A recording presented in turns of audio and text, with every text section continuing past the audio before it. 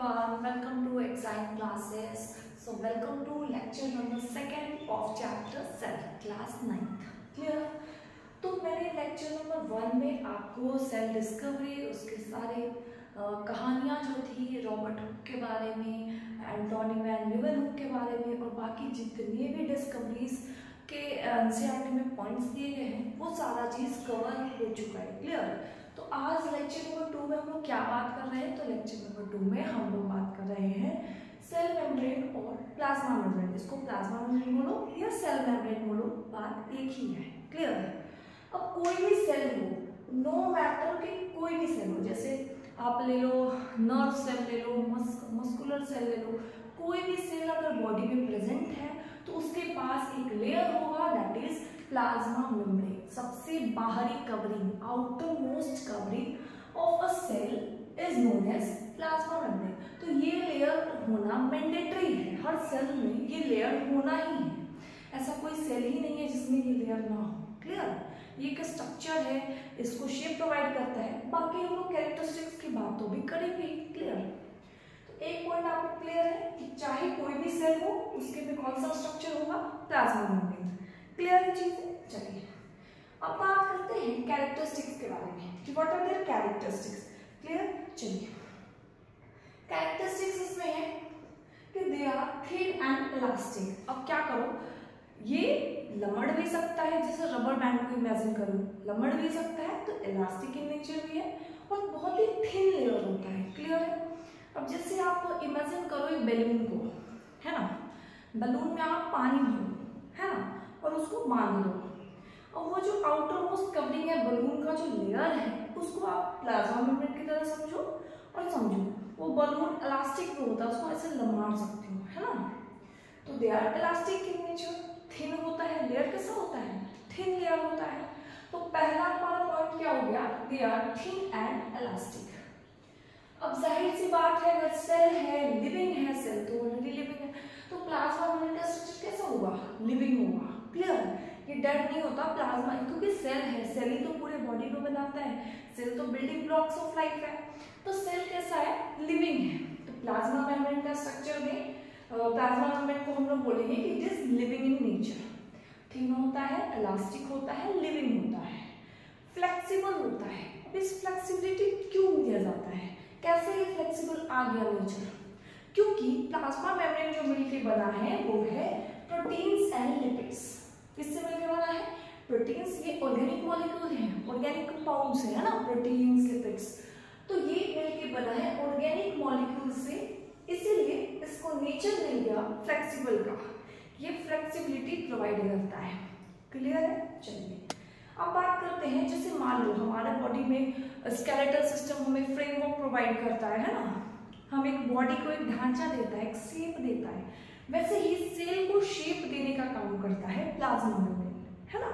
It provide definite shape to the cell. समझ में आ रहा है चीजें? अब ये शेप हर एक सेल का वेरी कर सकता है, लेकिन ये प्रोवाइड करेगा, पर्टिकुलर शेप प्रोवाइड करेगा. क्लियर है? चलिए ये तो मैंने आपको पॉइंट ऑलरेडी बता दिया कि it is the outer most covering of a cell. Plasma membrane जो होता है वो एकदम बाहरी हिस्सा होता है, इसके बाहर कुछ लेयर नहीं होगा. प्लाज्मा मेम्ब्रेन के बाहर कोई लेयर नहीं होगा, उसके अंदर सारे लेयर्स आते जाएंगे. Clear? So it is outer most covering of a cell. अब ये पॉइंट बहुत ही इंपॉर्टेंट पॉइंट है, स्टार मार्क कर लो इसको, क्योंकि ये कई बार क्वेश्चंस में, एग्जाम्स में पूछा जा चुका है कि why plasma membrane is called selectively permeable membrane. इसका नेचर क्या है? Selectively permeable in nature. अब इस पॉइंट का मतलब क्या है अच्छे से समझो. हाँ, तो अब समझो कि why plasma membrane is called selectively permeable membrane. क्योंकि प्लाज्मा मेम्ब्रेन हर चीज को अलाउ नहीं करता है सेल में एंटर करने का. ये उसी चीज को अलाउ करेगा जिसको इसको काम होगा. सिलेक्ट करेगा मटेरियल्स को, सिलेक्ट करेगा आयंस को, हर चीज को सिलेक्ट करके अंदर भेजेगा. कुछ भी चीजें, रफ चीजें नहीं भेजेगा ये, है ना. ओनली सिलेक्टेड चीजें, only selected materials are allowed to entry and exit.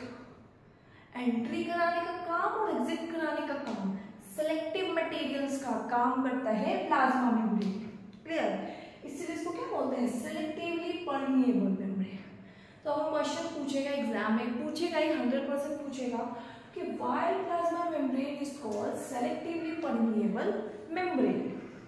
तो आपने लिखना है plasma membrane is known as selectively permeable membrane because it allow or permits only selected materials to enter and exit out of the cell.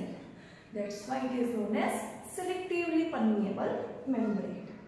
चीजें clear हो रही है? आपने copy में नोट डाउन कर लेना इस चीजों को, है ना।